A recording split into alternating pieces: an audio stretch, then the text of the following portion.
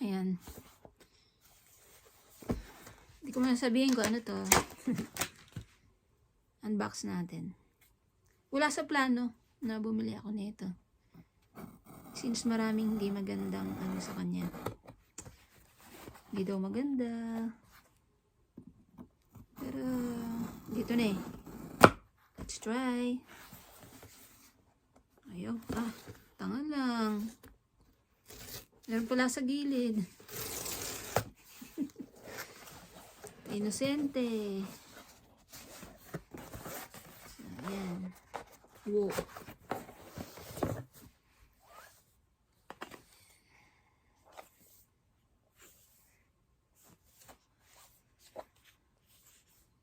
Yun na. Bumili tayo nito. Ayan.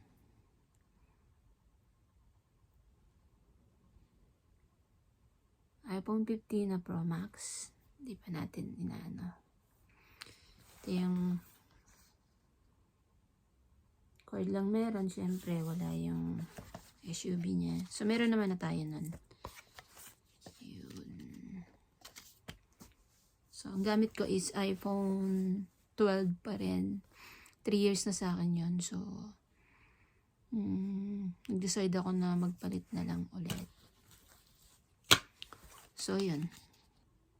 Inintay ko talaga yung iPhone 15. Ayan. Siyempre, buksan ulit natin.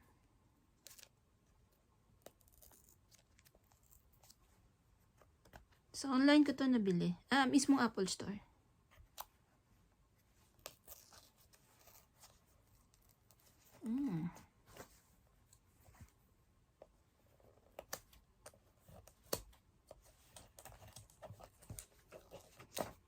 Hirap buksan, ha?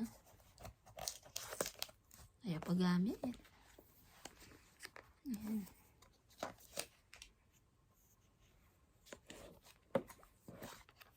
Ayan.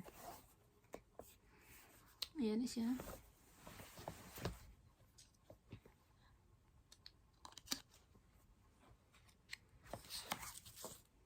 iPhone 15 Pro Max.